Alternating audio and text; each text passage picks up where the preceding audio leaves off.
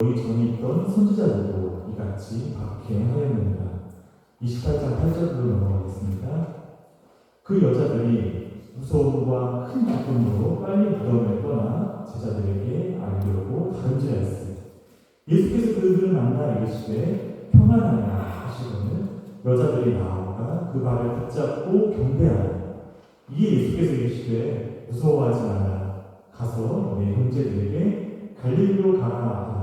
거기서 나를 보리라 하십니다. 아멘.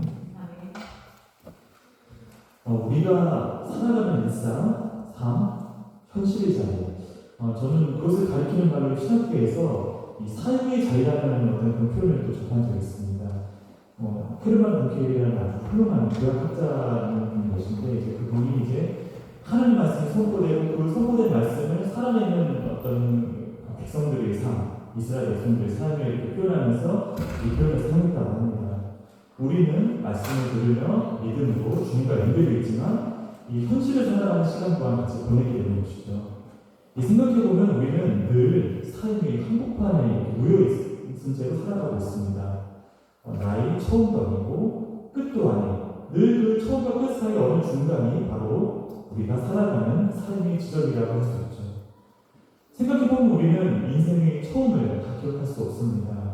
저 자신부터 저의 가장 오래된 어린 시절 추억이 내가 기억할 수 있는 그 가장 어린 시절의 순간이 과연 언제였는가를 곰곰이 떠올려보면 2층 이렇게 계단을 올라가서 여기 들어가야 되는 병원 2층 동네 병원이었는데 이제 그 병원에서 엉덩이 주사를 맞고 울었던 기억이 제 가장 어렸을 때 제가 기억할 수 있는 그 기억이었던 것 같습니다. 그 기억을 어떻게 할 수 있게 됐냐면 그 주사실에 커다란 거울이 있었어요. 그러니까 이 주사가 들어가면 얼굴이 찡그리게 되죠. 그럼 그 모습을 제가 보는 거예요. 그래서 그 주사를 맞으면 울었던 기억이 생생하게 그 기억이 나는 것이 내 표정을 내가 보고 놀랬기 때문인 것이죠. 그 너머는 아직까지는 기억이 없었습니다. 분명히 아버님께서 기저귀로 갈아주셨을 것이고 분리로 먹여주셨을 것인데 저는 기억이 없어요. 아마도 교통사고 때문에 그나마 어린 시절 일을 생생하게 기억하는 편임에도 불구하고 그 정도까지가 저의 한계였던 것입니다. 내가 어떻게 여기까지 자라오게 되었는지, 그 가운데 얼마나 많은 은혜의 손길들이 주어졌는지, 그리고 얼마나 많은 중보기도가 저도 모르는 그 삶의 자리의 뒤편을 붙들었는지, 분명 있으리라 믿어지지만 다 기억해내지 못하는 그 소중하고 감사한 시간들, 안타깝게도 우리는 그 모두를 헤아리지 못하는 것이죠. 또한 우리는 아직 삶의 끝을 보지 못했습니다. 그것은 분명히 우리의 다가올 미래이지만 결코 현재는 아닙니다. 그 나에게 허락된 그 마지막 숨을 내쉬기 전까지 내가 어디를 걸어가고 있지, 어떤 일을 더 통과하게 될지, 무엇이 나를 기다리고 있을지 우리는 다 알지 못합니다. 그래서 사람은 언제나 도중 혹은 이 중간이라는 이름이 과정의 삶을 살아가고 있는 것입니다. 그 도중에서 울고 중간에서 기다리기도 하고 도중에서 흔들리기도 하고 또한 중간에서 기도합니다. 이 중간은 정해진 것이 없기 때문에 참으로 어려운 자리이기도 합니다. 중간은 그렇기 때문에 불안의 자리라고 할 수 있죠. 중간에서 우리는 아직 이 결론을 확인할 수 없는 까닭입니다. 자녀를 키우는 부모님의 손길을 생각해보게 됩니다. 기저귀를 갈아주고 이유식을 먹이고 어린이집 때로는 학교에서 아이에게 필요한 물건들을 가방에 넣어주는 그 일상의 수고가 나중에 훗날에 아이의 삶에 어떤 열매로 이어지게 될지 다 알지 못한 채 그저 아이를 위해서 부모로서 그 주어진 하루하루를 이렇게 살아갑니다. 아이를 위해 기도하면서도 또한 염려합니다.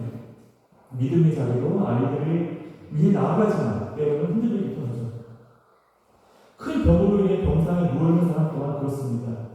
이 아픔이 언제 끝날지, 과연 회방을 올 수 있을지, 아니면 이 긴 밤의 시간을 얼마만큼이나 더 지나야 할지 다 알지 못하는 것입니다. 도저히 말할 수 없는 심각한 가정의 갈등이 지나가는 사람 또한 그럴 것입니다. 이 불경기에 어수선한 사회 분위기 가운데 생업의 무게에 짓눌린 사람 또한 어떠한 방법과 계기를 바탕으로 이 무거운 자리에서 벗어날 수 있을지 알지 못하기 때문에 역시 흔들림 가운데 있는 것입니다. 사람들 앞에서는 괜찮은 것 같지만 혼자 있을 때는 마음이 무너지는 사람 또한 이처럼 믿음을 갖고 있음에도 불구하고 흔들림이라는 산통을 겪는 것입니다. 신앙이 없는 것이 분명 아닙니다. 교회를 떠난 것도 아닙니다. 주님을 찾으면 예배를 드리지 않는 것도 아닙니다.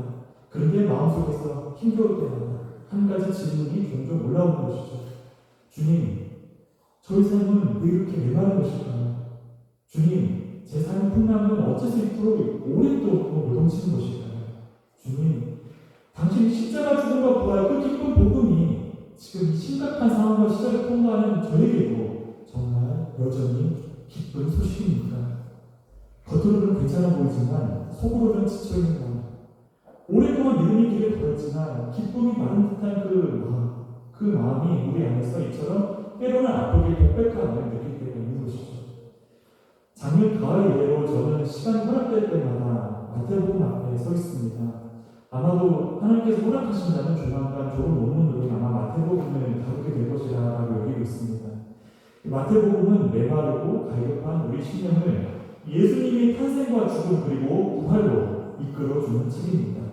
마태복음은 단지 예수님이 사건들을 시간순으로 이렇게 쭉 나열한 책이 아니었습니다. 마태복음은 처음과 끝을 서로 이렇게 잇대주는 것, 즉 수미상관을 통해서 예수님께서 우리에게 어떤 분이신지를 그분의 삶이, 그분의 모든 말씀이 어떤 의미인지를 우리에게 일깨워주는 책이 있습니다. 시에서도 처음 시작과 끝부분이 같은 단어와 같은 의미로 이렇게 적혀있을 때 우리는 그 시가 이런 의미를 강조하기 위해 쓰여졌음을 알 수가 있는 것이죠.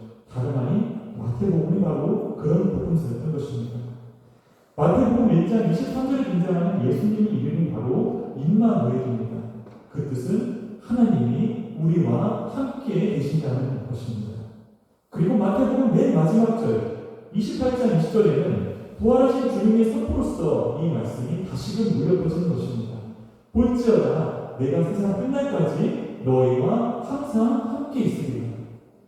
마태복음처럼 처음과 끝에 같은 말씀을 이렇게 반복해서 전해줌으로써 우리를 위해 죽으시고 부활하신 예수님은 우리와 함께 계시는 분이라는 사실을 분명히 일깨워주고 있는 것입니다. 결코 우연한 반복이 아닌 것이지요. 이것이 바로 복음이 뼈대가 되는 것입니다.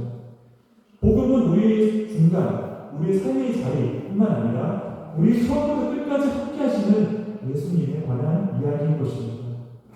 또한 마태복음이 처음과 끝에 놓인 중요한 장소가 하나 있는데 그것이 바로 산입니다.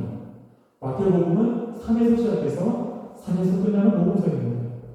예수님은 첫 번째 설교를 산에 올라가서 말씀하셨습니다. 바로 그 유명한 산상수훈이죠. 마태복음 5장에서 시작된 이 산상수훈이 있는데 부활하신 후에는 제자들을 어디로 모으냐면 바로 예수님께서 지시하신 그 산으로 불러주시는 것입니다.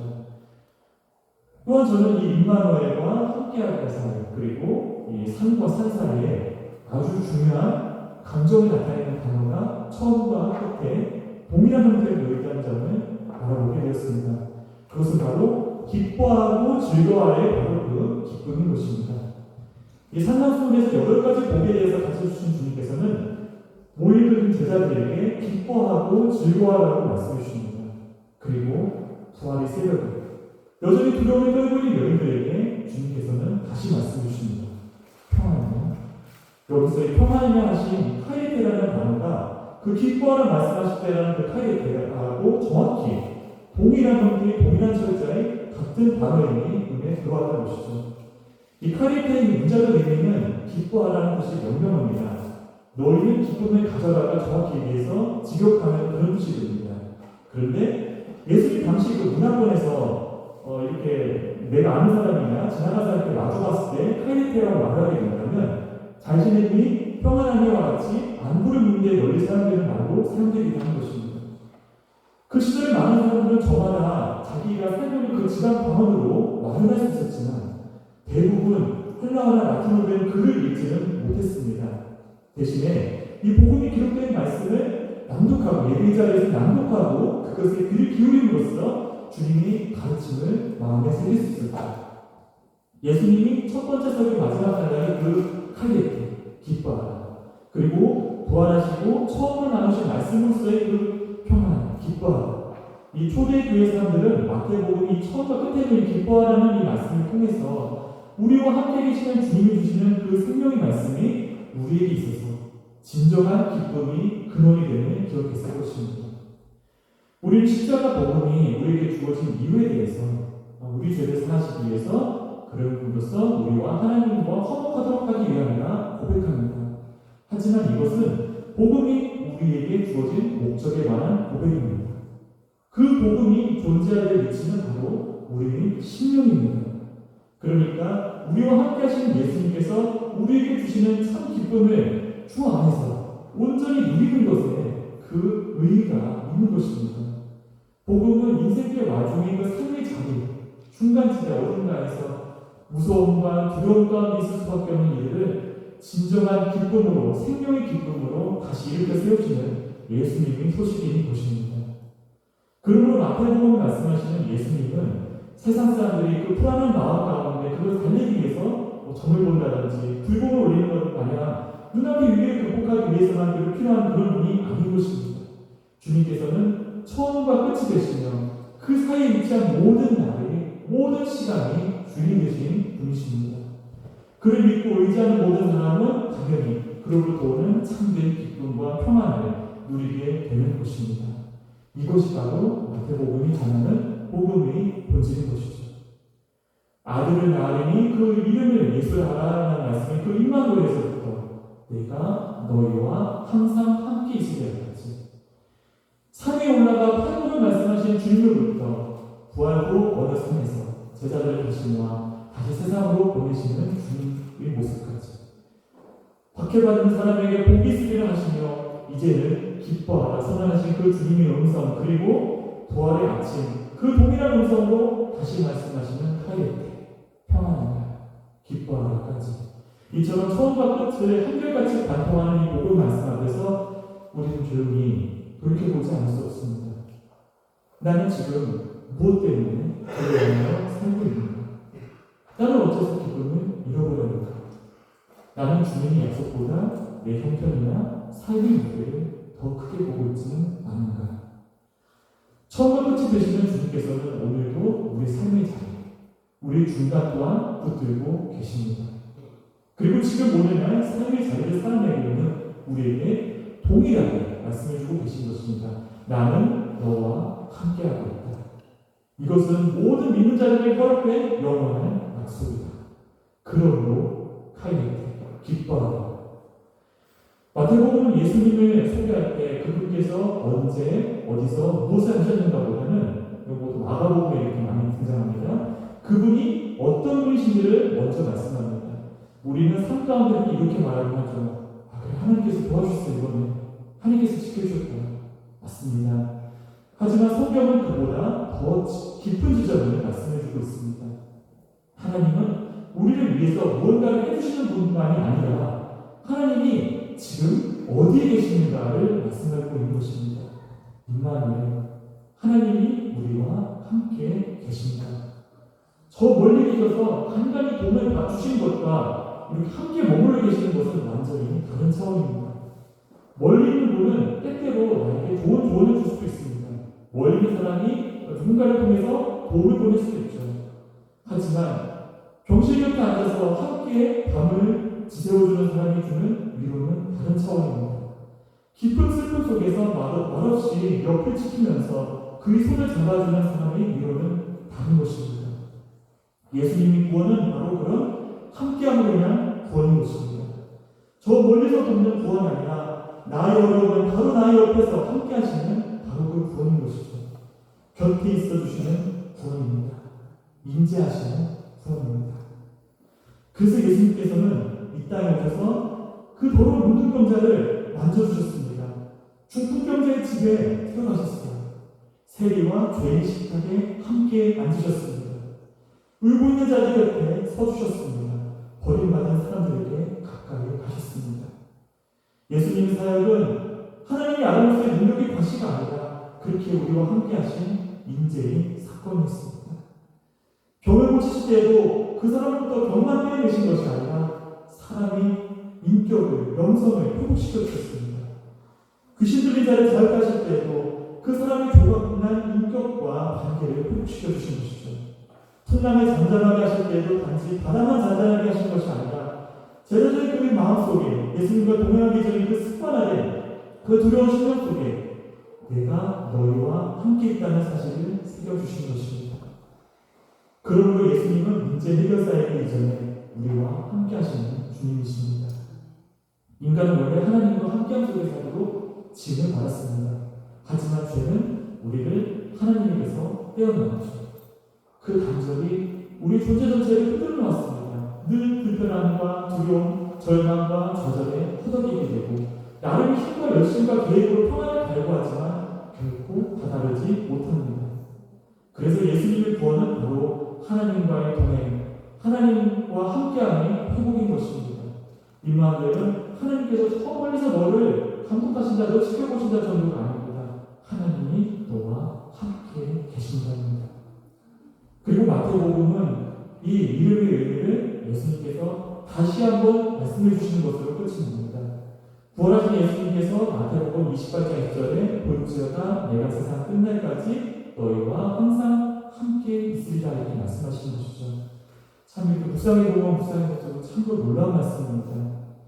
처음에 소개된 임마누엘 예수님이 마지막까지 동일한 주님이심을 이렇게 말씀을 통해서 이렇게 전해주는 것입니다. 탄생 때만 사람들과 함께 하신 주님이 아니라 사형 내내 하나님 항상 사람들과 함께 하신 주님이고 십자가와 부활을 지나가신 후에도 여전히 자신의 사람들과 함께 하시는 그 주님이라는 것을 확증해 주기 위해서 쓰인 복음서가 바로 마태복음인 것이죠.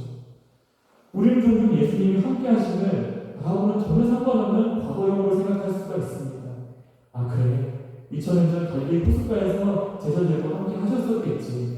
성경 속 위대한 사람들과도 함께 하셨을 거야. 그래, 초대교회 성도들과도 함께 하셨겠지. 하지만 아닙니다. 그분이 함께 하시는 지금 우리 삶의 자리에도 계속되는 현재적 실제입니다. 지금도 우리는 기도의 자리에서 눈물 흘리는 무릎과 함께 하십니다. 지금도 주님 문제 앞에서 주님께 엎드리는 그 사람과 함께하고 계시는 것입니다. 지금도 주님은 그 기도 응답이 더딘 밤에 인내로서 감사히 지나는 사람과 함께 하십니다. 지금도 주님께서는 사람에게는 말 못할 그 무게를 진 채 인내로서 묵묵히 살아가는 자와 함께하고 계시는 것입니다. 믿음이란 무엇일까요? 믿음은 나의 삶에는 걱정 근심이 없다, 고난이 없다는 선언이 아닌 것입니다. 믿음은 고난 속에서도 어떤 말 못할 복잡한 상황 앞에서도 나는 결코 혼자가 아니라는 선언인 것입니다. 우리 속마음은 문제가 깨끗하게 없어져야 평안할 수 있다고 생각합니다. 문제가 깨끗이 다 정리되어야 그것이 주님께서 나를 어느 정도 인정하시고 나와 함께 하신다는 증거라고 여기기도 합니다. 하지만 성경은 어떻습니까? 성경은 다니엘의 새 친구를 말씀합니다. 하나님께서는 푸른 불을 미리 없애지 않으셨습니다. 하지만 그 불과 그 불 속에서 함께 하셨습니다. 다니엘도 그랬죠. 하나님은 사자굴이라는 현장을 미리 없애지 않으셨습니다. 하지만 그 불 속에서 다니엘을 한밤 동안 친히 지켜주셨습니다. 바울을 생각해봅니다. 하나님은 그를 향한 매질과 감옥 그리고 여러 환난을 즉시 다 멈춰주시지 않았습니다. 하지만 그 고난 속에서 결코 바울을 떠나지 않으셨습니다. 우리 신앙의 비밀은 내 열심이, 내 결심이 강해서가 아닙니다. 내 감정이 늘 하나님 앞에서 한결같이 뜨거워서도 아닙니다. 내 성품이 원래 성정이 곱고 부스여서도 아닙니다. 우리가 끝까지 하늘나라까지 걸어갈 수 있는 이유는 바로 처음과 끝을 붙드시는 예수님께서 우리 중간 삶의 자리 또한 신실하게 붙들고 계심을 알고 믿기 때문입니다. 어린아이가 걸음마를 배울 때를 떠올려보게 됩니다. 아이는 혼자 힘으로 잘 걷는 것 같지만 사실은 결국 혼자가 아닙니다. 앞에서는 부모님 중 한 분이 두 팔을 이렇게 벌리고 있고 뒤에서는 혹시 아이가 걷다가 넘어지지 않을까 단단히 지켜보고 있는 것이죠. 아이는 다리 힘이 부족하기 때문에 때로는 비틀거립니다. 때로는 주저앉습니다. 그러다가 무릎이 빠져서 울기도 하죠. 그런데 다시 일어납니다. 결국 그 아이의 걸음을 완성하게 하는 힘은 그 아이의 성장이나 다리 힘만이 아니라 그 아이를 기다리고 붙들어줄 수 있는 부모님과의 동행인 것입니다. 우리 믿음 또한 그렇습니다. 우리가 주님을 어떻게든 잘 믿어보려고 붙드는 그 힘보다 주님께서 우리를 붙들어주시는 힘이 놀랍도록 더욱 큰 것입니다. 그리고 오늘 마태복음의 말씀은 우리에게 알려줍니다. 삶의 자리에서 당신의 마음이 어떠할지라도 여전히 주님은 당신과 함께 하십니다. 울고 있는 밤 가운데서도 함께 해주십니다. 실패를 미처 수습하지 못해서 주저앉는 자리에서도 변함없이 함께 하십니다. 그러므로 우리는 오늘의 어둠만 보고 포기할 수가 없습니다. 지금이 내 마음만 보고 모든 것이 다 끝났다고 말할 수가 결코 없습니다. 현재 흔들림을 보고 낙심할 수도 없습니다. 복음이 처음이 함께 하십니다. 복음이 끝 또한 함께 하십니다. 우리 삶의 중간, 이 삶의 자리 역시 천국에 이르기 전까지 버려지고 포기되고 낭비되는 시간이 결코 아닙니다. 주님께서 동행하시면서 소중한 그 중간중간이기 때문입니다. 주님은 나의 시작만을 지키신 분이 아니십니다. 주님께서는 내 마지막을 함께하기 위해서 저 멀리서 팔짱 끼고 기다리시는 분도 결코 아니십니다. 주님은 지금 여기 이 시간에서도 여전히 나와 함께 하시는 분이신 것입니다. 주님이 첫 설교 산상수훈을 통해서 예수님께서 제자들에게 말씀드렸죠. 심령이 가난한 자가 복이 있다. 애통하는 자가 복이 있다. 온유한 자, 의를 위하여 박해받는 자가 복이 있다. 그러므로 기뻐하고 즐거워라. 분명히 첫 번째 설교 말씀은 세상 말로 장난하는 흔히들 말하는 꽃길을 걷고 있는 사람들에게 주어진 것이 아닙니다. 세상이 저 사람 훌륭해요라고 막 인정하면서 박수 쳐주는 사람에게 주어진 것이 결코 아닌 것이죠. 예수님께서는 누구를 향해 기뻐하라고 하고 계시는 것일까요? 예수님 때문에 욕을 먹을 때, 예수님 때문에 오해를 받을 때, 예수님 때문에 핍박을 받을 때, 예수님 때문에 손해를 볼 때, 바로 그때 기뻐하라고 하시는 것입니다. 볼 때마다 참으로 역설적인 말씀입니다. 세상은 말하죠. 야, 너가 잘된 걸로 인해서 그 잘된 만큼 기뻐해. 무언가를 얻게 되면 그 얻은 가치만큼 너가 기뻐하면 되는 거야. 너 높아졌어? 그럼 그 높아진 때문에 기뻐하면 돼. 인정받아? 그럼 그 인정을 위해 기뻐하는 거야. 하지만 예수님께서 말씀하시는 것이죠. 의를 위하여 손해를 봤을 때 기뻐하거라. 진실 때문에 그렇게 밀려나게 돼도 기뻐하거라. 주님을 따르다가 고통당해도 외로워져도 기뻐하거라. 현실이 아직 아픔일지라도 기뻐하거라. 어떻게 그럴 수가 있을까요? 주님은 현실을 부정하고 그냥 덮어놓고 기뻐하라 이렇게 말씀하신 것이 아닙니다.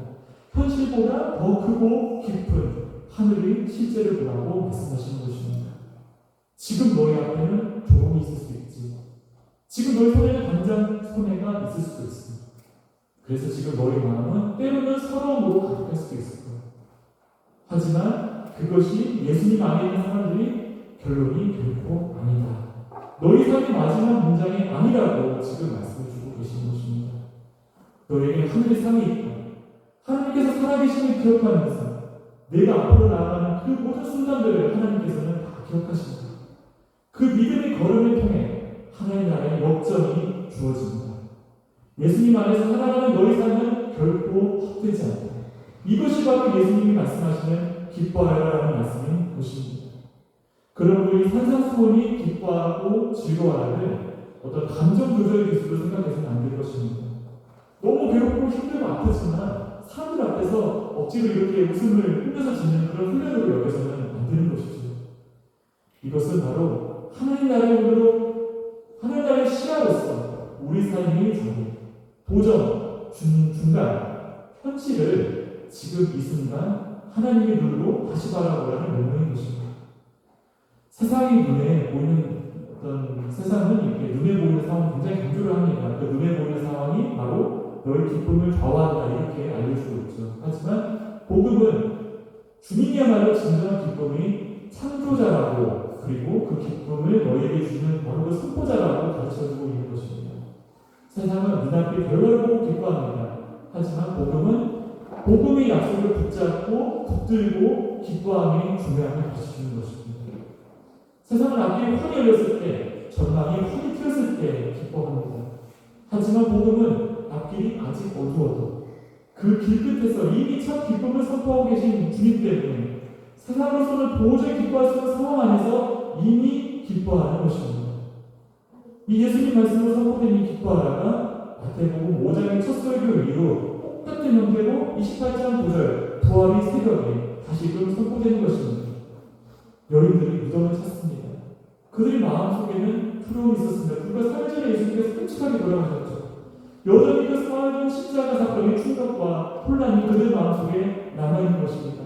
마음이 모두 정리되지 않았습니다. 그런데 그들이 천사의 말을 들고 두려움과 큰 기쁨으로 달려갔다고 성경은 말씀합니다. 이 두려움이 완전히 사라진 뒤에야 비로소 기쁨이 온 것이 아니었습니다. 아직 떨림이 남아있는 그 삶의 자리, 아직 모든 것이 이해대로 설명되어지지 않은 그 자리에, 아직 이 심장 떨림이 미처 진정되지 않은 그 자리에 큰 기쁨이 터져 나오기 시작한 것입니다. 그리고 바로 그 다음 부활하신 예수님께서 그 여인들을 만나주십니다. 그때 부활하신 예수님의 첫 말씀이 바로 오늘 본문 평안하라. 그것이 바로 마태복음 5장 12절과 똑같은 하이라이트, 기뻐하라와 같은 단어였던 것입니다. 제가 만약에 초대교회 교인이고 마태복음을 누군가 읽어주면 그 양손을 이제 교우분들과 함께 예배 가운데 기도하며 들었다면 저는 이 대목에서 분명히 예수님이 그 산상순 설교, 그 하이라이트로 마무리됐던 기뻐하고 즐거워하라고 마무리됐던 그 예수님의 산상순 말씀에 분명히 다시금 떠올렸을 것입니다. 이 산상순에서 선포된 기쁨은 명령된 기뻐하라, 기쁨을 가져라, 명령된 기쁨이었습니다. 아직 십자가 사건도 일어나지 않았고 부활도 눈으로 보이지 않았습니다. 그래서 믿음으로 붙들어가는 명령된 기쁨이었던 것이죠. 그런데 이 마지막의 기쁨은 그 명령이 실제로 확증됨으로써 온 그 기쁨인 것입니다. 이제 십자가가 통과되었습니다. 무덤은 비었습니다. 죽음이 결국 끝이 아님이 입증되었습니다. 예수님이 길이 틀린 길이 아니라는 것이 증명된 것입니다. 팔복에서 말씀하신 그 온유의 길, 의를 위하여 핍박받는 길, 원수까지 사랑하는 길이 헛되고 헛된 패배의 길이 아니라 부활로 열리는 하나님이 허락하신 승리의 길임이 드러난 사건인 것이죠. 그러므로 마태복음 28장이 이 평안하게 하는 것은 결코 단순한 인사말이 아닌 것입니다. 임마누엘, 그리고 이 산과 같이 마태복음에서 이 처음과 끝에 등장하는 또 다른 단어만이 아니라 마태복음이 바로 이 성령의 복음이 바로 우리 심령에 주는 기쁨을 그대로 전해주는 게 이것을 그대로 사용했다. 그렇게 볼 수 있는 말씀인 것입니다. 예수님은 5장에서도 박해 중에도 기뻐하라 하였지만 28장에 가서는 보라, 너희가 나의 명령을 위해 가진 그 기쁨이 결코 헛되지 않았으니 나의 벌을 통해 드러났다는 평안의 인사를 보내시는 것이죠. 5장에서는 대통하는 사람들아 기뻐하라 이렇게 말씀해 주셨다면 28장에서는 보아라, 내가 죽음을 이겼노라. 그러니 너의 기쁨은 착각이 아니다 이렇게 말씀해 주신 것입니다. 5장에서는 하늘의 상을 바라보고 기뻐하라 이렇게 말씀하셨다면 28장에서는 하늘 현실이 이 기쁨의 인사를 통해 땅에서도 이루어졌다. 내가 살아났다 말씀해 주신 것입니다. 그러므로 이 마태복음이 말하는 기쁨은 그저 우리가 승리를 이렇게 느끼게 되는 그 가벼운 웃음만이 아닙니다. 죽음을 통과한 십자가 사건을 지나옴으로써 얻을 수 있는 기쁨입니다. 아무것도 없는 정말 절망 가운데 모든 것이 무너져지는 그 부담 앞에서 다시금 주어지는 놀라운 기쁨인 것입니다. 두려움과 큰 기쁨이 함께 흐르는 자리에서 마침내 피어난 놀라운 기쁨이 꽂힌 것이죠. 우리는 자꾸만 생각합니다. 근데 두려움이 완전히 다 사라져야 나는 기뻐할 수 있을 거야. 문제가 다 정리되어야지 찬양도 진심으로 할 수 있을 것이라고. 내 마음속에 여전히 상처가 남아있기 때문에 나는 환히 다 웃을 수 없을 것이라고. 하지만 마태복음은 전하는 것입니다. 아니다. 복음의 기쁨은 두려움이 하나도 없는 상태에서 오는 것이 아니라 예수님께서 말씀하신 그 부활의 기쁨은 나의 그 두려움, 연약한 그 두려움 속으로 들어와서 그 두려움을 삼켜 이겨내버리는 큰 생명이 진동하는 것이라고 알려주는 것이죠. 여인들은 이 두려움과 큰 기쁨으로 앞에 향해 달렸습니다. 참 이 묘사가 너무나 생생하고 정직한 묘사라고 생각됩니다. 우리가 삶의 자리에서 느끼는 그런 감정이 바로 이와 같은 것이라고 여겨지기 때문입니다. 하나님의 은혜 가운데 기도응답을 받아서 문제가 풀려가고 있음에도 아직 우리에게는 염려가 남아있습니다. 회복이 시작되고 있는 과정임에도 아직 떨림이 남아있죠. 문이 열렸지만 그 열린 문을 향해 또 걸어가고 있는 자리이지만 완전히 안심되지는 않습니다. 은혜를 받았는데 여전히 삶의 자리에서는 눈물이 시시각각 찾아올 수 있죠. 하지만 복음의 기쁨은 그 남아있는 그 떨림까지 다 가라앉힌 뒤에 오는 것이 아니라 그 떨림을 안고서도 앞을 향해 달려가게 만드는 놀라운 힘인 것입니다. 신앙의 기쁨은 모든 것을 다 이해한 사람이 누리는 그런 기쁨이 아닌 것입니다. 아직 다 이해하지 못했어도 예수님께서 살아계시다는 그 사실 때문에, 나와 함께 하고 있다는 그 사실 때문에 다시 걸어갈 수 있는 사람이 누리는 기쁨인 것입니다. 예수님을 믿는 사람의 기쁨은 나의 상황이, 나의 삶의 자리가 이미 천국 같아져서 생기는 그런 기쁨이 아닙니다.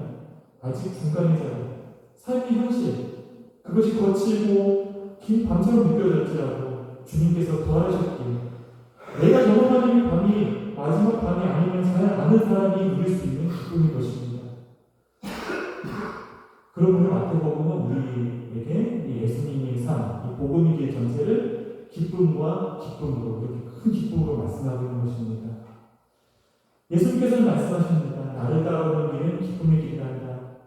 비록 좁고 손에 닿고 때로는 박해가 있어도 하늘 향해 열리는 길이기 때문에 너가 걷는 이 믿음의 길은 기쁨의 길이란다. 그리고 예수님께서는 부활하셔서 다시금 우리에게 알려주십니다. 보아라, 내가 그 길을 끝까지 걸었고 죽음까지 통과했고 살아났다. 그러므로 내가 너희에게 전한 이 복음의 길은 바로 하나님께서 너희에게 주시는, 너희와 함께하는 하나님께서 주시는 기쁨, 카이레트의 길이다라고. 마태복음 이 처음과 끝을 통해서 기쁨이, 알파 오메가를 통해서 기쁨이 예수 복음을 전하고 있는 것입니다. 이 기쁨은 결코 값싼 기쁨이 아닙니다. 예배당 안에서 잠시 우리가 경험할 수 있는 그런 들뜨는 감정도 아니고, 현실을, 엄중한 현실을 잠시 잊어버리고자 하는 종교적 열심이나 흥분 같은 것과 비교할 수가 없습니다. 복음이 전해주는 기쁨은 더욱더 깊습니다. 더욱더 오래갑니다. 때로는 더욱더 아프게도 다가옵니다. 왜냐하면 그것은 현실을 무시하는 기쁨이 아니라 현실의 상처를 통과하여 그 너머에서 살아 역사하시는 예수님을 바라보는 기쁨이기 때문인 것입니다. 그래서 어떤 분은 병실에서 이 기쁨을 배우게 되죠. 누군가는 무너진 관계 속에서의 기쁨을 배우게 됩니다. 또 어떤 분은 아무도 알아주지 않는 조용한 성격 가운데서 이 기쁨을 누립니다.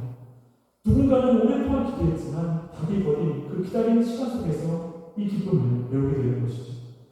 세상은 우리에게 묻습니다. 아니, 그런 상황에서 당신은 도대체 어떻게 기뻐할 수 있습니까? 복음은 답합니다.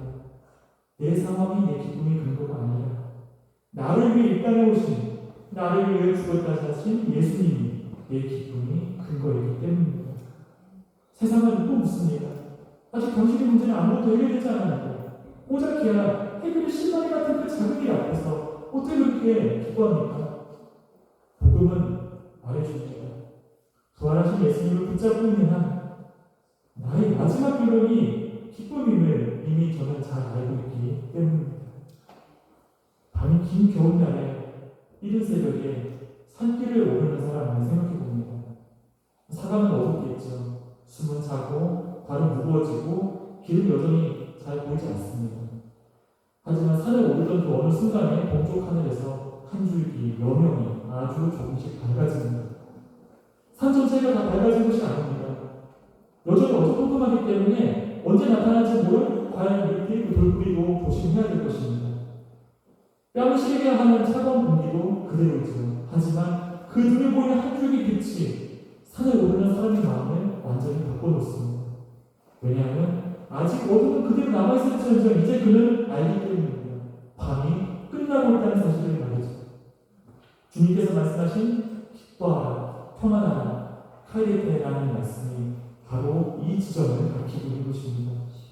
우리가 현실을 둘러싼, 우리가 느끼는 이 모든 어둠이 이제 한순간에 사라졌다 이런 뜻이 아닌 것이죠. 하지만 예수님께서 기뻐하라는 이 말씀 앞에 순종하기로 결단하고 걸음을 한 걸음 한 걸음 정상을 향해 옮길 때 우리의 밤은 이미 패배한 것입니다. 기쁨의 새벽은 이미 시작된 것입니다.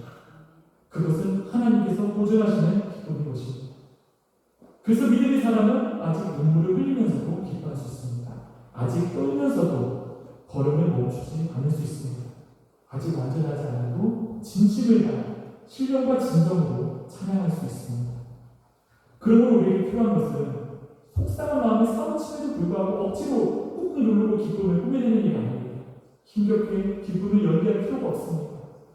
성경을 통해 기뻐하라, 평안하라 말씀하고 있으신 그 예수님의 음성을 다시금 성경을 펼치고 귀 기울여 듣는 것만 우리에게 남아있는 것입니다. 혹시 지금 마음이 괴롭고 굳어있나요? 주님께서는 말씀하십니다. 기뻐하라. 혹시 기도는 하지만 심령이 자꾸 가라앉는 것 같은지요? 주님께서는 말씀하십니다. 카이레, 기뻐하라, 평안하라. 주님을 바라보며 살아왔는데도 뭔가 아직 오해와 외로움이 나에게 남아있는 것 같습니까?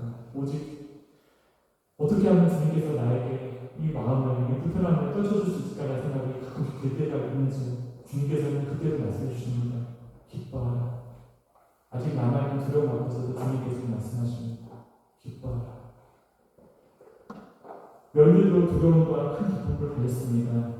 기쁨은 두려움이 하나도 없는 사람에게만 오는 상급이 아니라 부활하신 주님을 만난 모든 사람에게 주어지는 믿음의 선물입니다.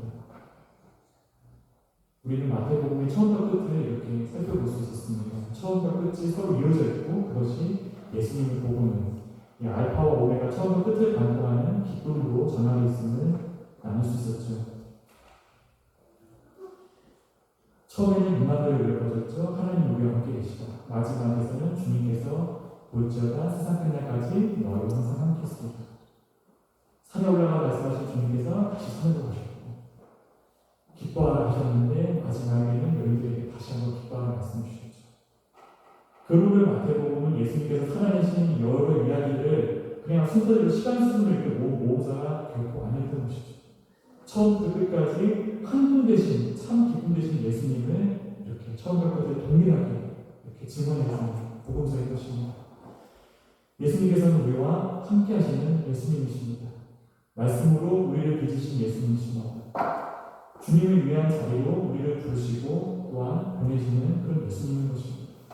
또한 마침내 우리의 두려움을 뚫고 참 기쁨으로 우리를 다시 일으켜주시는 예수님이십니다. 그러므로 우리가 믿음으로 붙들어야 할 것은 분명합니다. 그것은 바로 내 삶이, 내 인생, 그 삶의 자리 중간이 아무리 길고 험하지만 나와 함께 하시는 주님은 복음서처럼 처음과 끝이 되어주신다는 것입니다. 현실의 밤이 아직 걷지 않았어도 약속의 주님은 지금 현재 이 삶의 자리에서도 우리와 함께 하신다는 것입니다. 내가 아직 떨고 있어도 부활의 주님은 여전히 오늘 이 자리에서도 동일하게 기뻐하라고 말씀해주고 계시다는 사실입니다. 상황보다 훨씬 큰 임마누엘, 눈물보다도 더 큰 주님과의 동행, 두려움보다도 큰 부활, 고난보다도 큰 기쁨의 누림. 믿음의 사람은 문제가 없기 때문에 앞을 향해 걷는 사람이 아니라는 것을 다시 한번 기억해야 할 것입니다. 주님께서 함께 하시기 때문에 걸을 수 있는 사람이 바로 믿음의 사람인 것입니다. 매사가 알고 싶고 분명해서 편안한 마음으로 순종하는 사람이 아니라 주님의 말씀이, 그 이끄심이 분명하기 때문에 그저 순종하는 사람이 바로 믿음의 사람인 것입니다. 항상 마음이 가볍고 삶 가운데 좋은 일이 있어서 막 기뻐하는 사람이 아니라 부활하신 예수님께서 살아계시고 나와 함께 하시기에 그 기쁨을 늘 누리는 사람이 바로 믿음의 사람인 것입니다. 주님께서는 오늘 다시 우리에게 말씀해 주십니다. 나는 너와 함께합니다. 기뻐하라. 이것이 우리가 붙들어야 될 주님의 음성인 것입니다. 우리는 다시 걸어가게 됩니다. 임마누엘 약속을 품고 걸어갑니다. 말씀을 품고 걸어갑니다. 기뻐하라. 그리고 기뻐하라. 이 카이레트를 가슴에 안고 걸어갑니다. 가정으로 돌아가고 직장으로 돌아가고 사람들 사이에 다시 들어가고 그 자리가 여전히 팍팍하고 쉽지 않을지라도 우리는 이 기쁨을 붙잡는 한 우리는 빈손으로 가는 것이 결코 아닌 것이죠. 함께 하시는 주님이 계십니다. 나를 그 자리로 보내주시는 주님께서 계십니다. 그러면서 기뻐하라 명령하시는 주님이 계시는 것이죠. 그러므로 우리는 말씀 앞에서 이렇게 고백하게 됩니다. 나는 더 이상 두려움에 머물지 않겠습니다. 주님께서 말씀하신 그 기쁨의 약속을 붙들겠습니다. 부활의 기쁨을 다시 한번 붙잡겠습니다. 들은 말씀을 품고 주님께서 보내는 자리에서 다시 걸어가겠습니다. 끝으로 남은 찬양은 살아계신 주이라는 찬양입니다. 우리는 기쁨이 형편이 좋아서 생기는 그런 기쁨만을 우리가 바라는 것이 아니죠. 우리는 마음이 평온해서 이렇게 돌아오는 걸 기쁨을 바라는 것이 아닙니다. 우리 기쁨은 무덤에 나오신 예수님께서 살아계시는 그 살아계신 주님이 지금도 우리와 함께 하시면서 우리의 처음 끝에 붙으신다는 사실을 믿음으로써 오는 기쁨인 것입니다.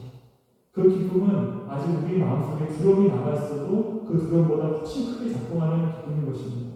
아직 눈물이 다 마르지 않았어도 그 기쁨은 우리의 눈물을 닦기에 충분합니다. 부활하신 주님께서 오늘도 우리에게 말씀하시기 때문이죠. 기뻐하라, 기뻐하라.